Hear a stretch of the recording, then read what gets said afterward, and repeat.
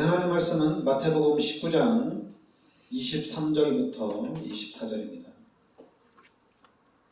마태복음 19장 23절부터 30절까지입니다.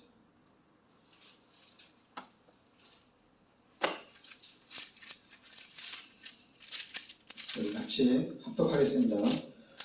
예수께서 제자들에게 이르시되 내가 진실로 너희에게 이르노니 부자는 천국에 들어가기가 어려우니라. 다시 너희에게 말하노니 낙타가 바늘기로 들어가는 것이 부자가 하나님의 나라에 들어가는 것보다 쉬우니라 하시니 제자들이 듣고 몹시 놀라 이르되 그렇다면 누가 구원을 얻을 수 있으리까? 예수께서 그들을 보시며 이르시되 사람으로는 할 수 없으나 하나님으로서는 다 하실 수 있느니라.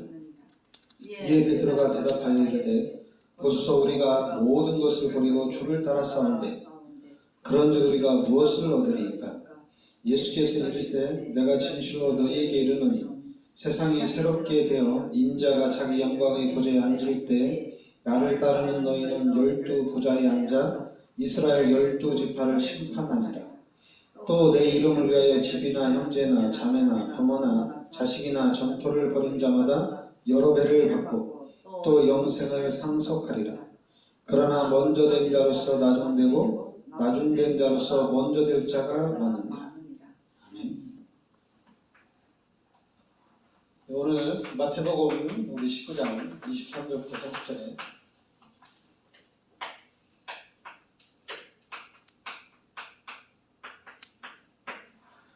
부자가 하나님 나라에 들어가는 것이 어렵다 이렇게 얘기합니다.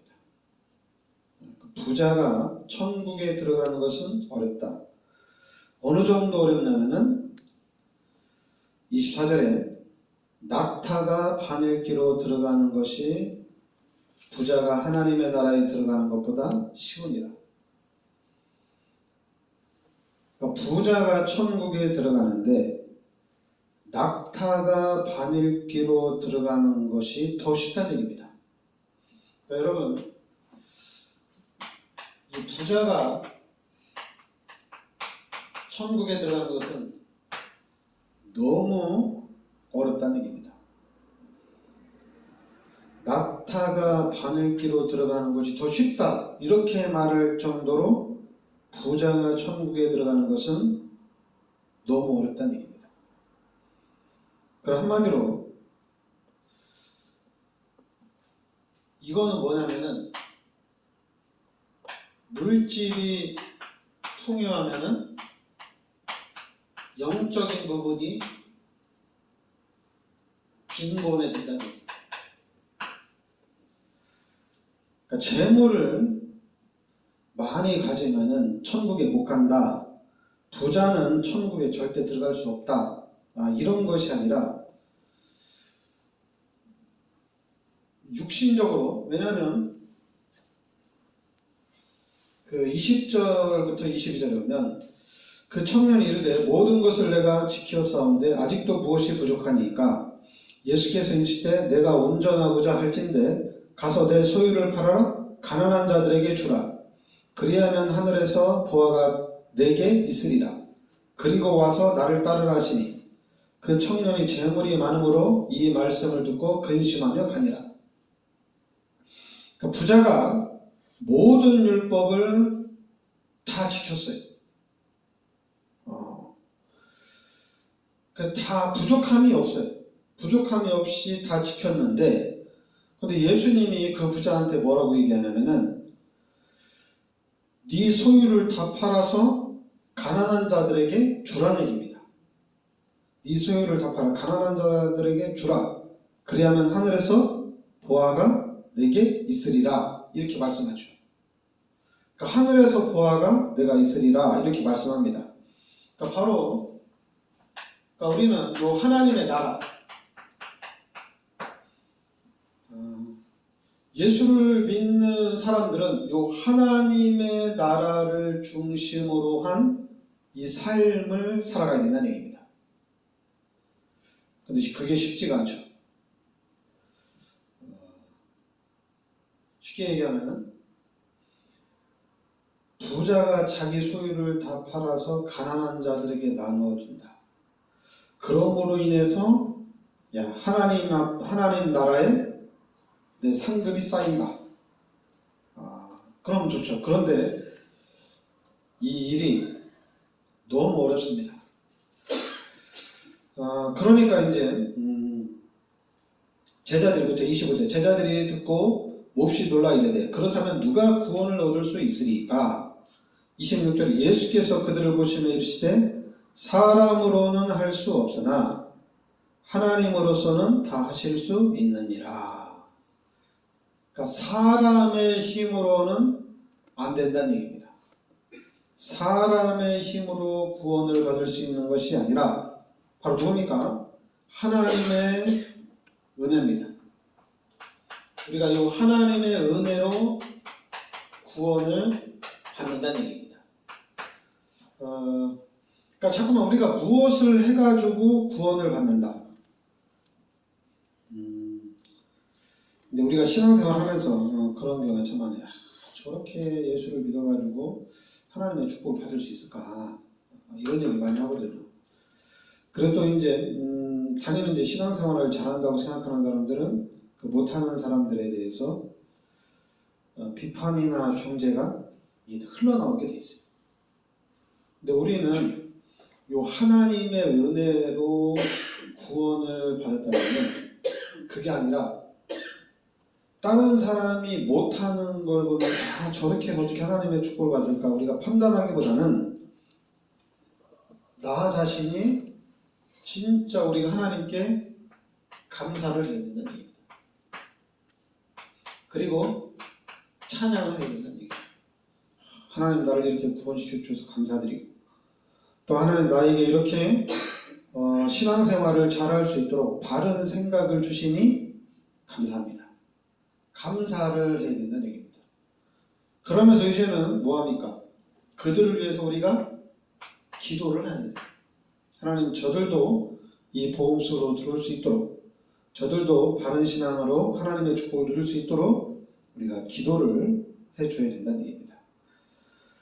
그러니까 여러분 나도 하나님의 은혜로 여러분도 하나님의 은혜로 그리고 우리가 말씀을 듣고 말씀을 깨닫는데도 이게 다 하나님의 은혜로 깨닫는다는 얘기입니다. 그러면서 이제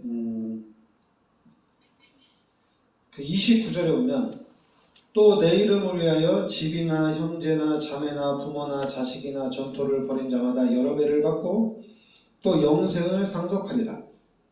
그러나 먼저 된 자로서 나중되고 나중된 자로서 먼저 될 자가 많으니라. 이렇게 나옵니다. 그러니까 내 이름을 위하여 집이나 형제나 자매나 부모나 자식이나 전토를 벌인 자마다 여러 배를 받고 영생을 상속하리라. 이렇게 나옵니다. 그러니까 한마디로 우리가 어떻게 합니까? 우리가 이 땅에서 요 하나님의 상급을 바라보고 나간다는 얘기입니다.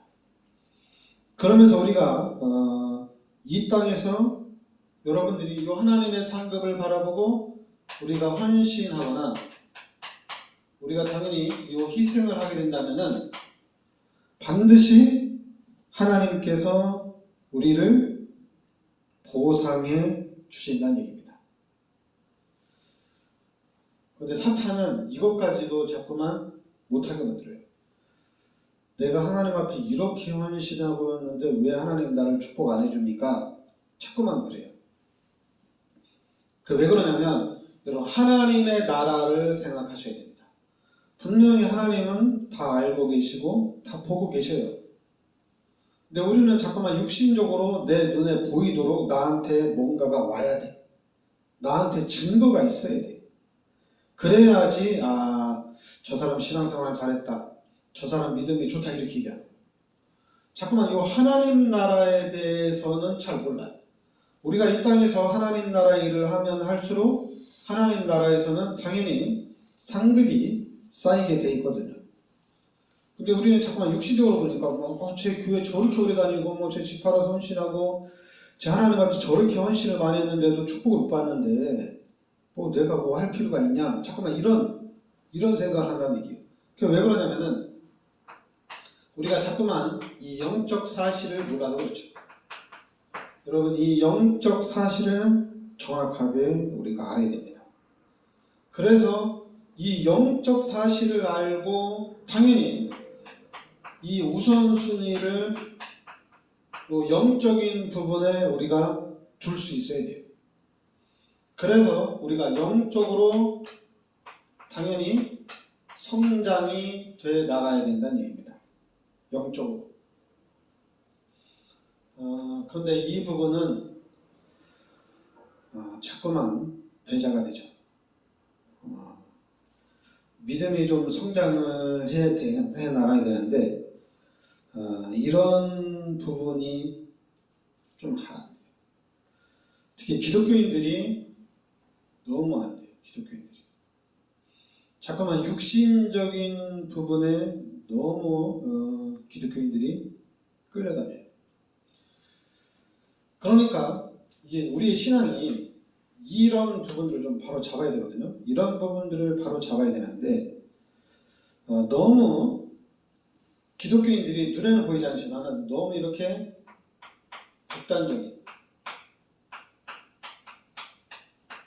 극단적인 신앙입니다. 그리고 또 너무 극단적인 반면에 또 너무 또 소극적인 것도 있어요. 중간이 없어요. 너무 극단적이에요. 또 너무 소극적이에요. 그러니까 이러지도 저러지도 못하는 그런 상황입니다. 그래서 저는 이 부분을 해결하기 위해서는 먼저 우리가 다른 거 없습니다. 저는 진짜로 오직 기도를 해야 되겠다. 왜냐하면 기도할 때 여러분, 기도할 때 천사들이 동원되어지고 기도할 때 성령이 역사하고 기도할 때 귀신이 당연히 결박됩니다. 기도를 해야 되겠다. 진짜 기도해야 되겠다. 그래서 기도하는 가운데 당연히 기도하면 어떻게 됩니까? 기도하면은 믿음이 성장이 되어지고 신앙이 성장이 되겠죠. 그러면은 이제 눈에는 보이지 않지만은 진짜 신앙생활이 시작된 겁니다. 그런데 이 신앙생활은